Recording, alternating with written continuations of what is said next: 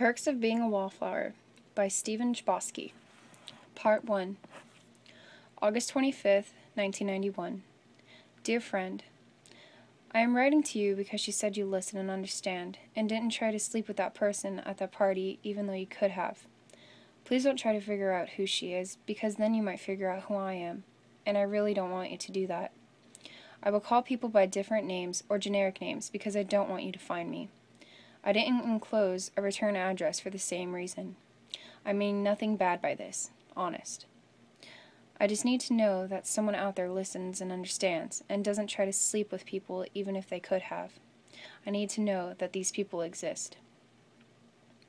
I think you of all people would understand that, because I think you of all people are alive and appreciate what that means.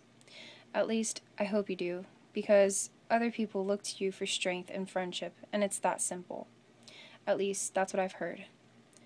So, this is my life, and I want you to know that I am both happy and sad, and I'm still trying to figure out how that could be.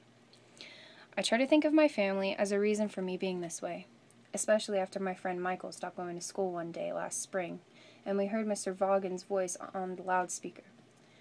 Boys and girls, I regret to inform you that one of our students has passed on. We will hold a memorial service for Michael Dobson during assembly this Friday. I don't know how news travels around school, and why it is very often right. Maybe it was in the lunchroom.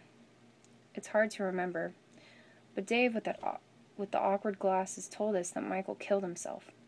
His mom played bridge with one of Michael's neighbors, and they heard the gunshot.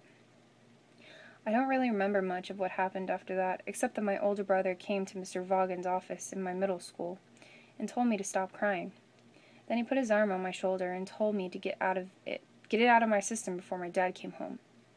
We then went to eat French fries at McDonald's, and he taught me how to play pinball. He even made a joke that because of me, he got to skip an afternoon of school and asked me if I wanted to help him work on his Camaro. I guess I was pretty messy because he never let me work on his Camaro before. At the guidance counselor sessions, they asked the few of us who actually liked Michael to say a few words. I think they were afraid that some of us would try to kill ourselves or something, because they looked very tense, and one of them kept touching his beard. Bridget, who was crazy, said that sometimes she thought about suicide when commercials come on TV. She was sincere, and this puzzled the guidance counselors. Carl, who was nice to everyone, said that he felt very sad, but could never kill himself because it is a sin. This one guidance counselor went through the whole group and finally came to me. What do you think, Charlie? What was so strange about this was the fact that I had never met this man, because he was a specialist, and he knew my name even though I wasn't wearing a name tag like they do in open house. Well, I think that Michael was a nice guy, and I don't understand why he did it. As much as I feel sad, I think that not knowing is what really bothers me. I just reread that, and it doesn't sound like how I talk, especially in that office, because I was still crying. I never did stop crying. The counselor said that he suspected that Michael had problems at home, and didn't feel like he had anyone to talk to.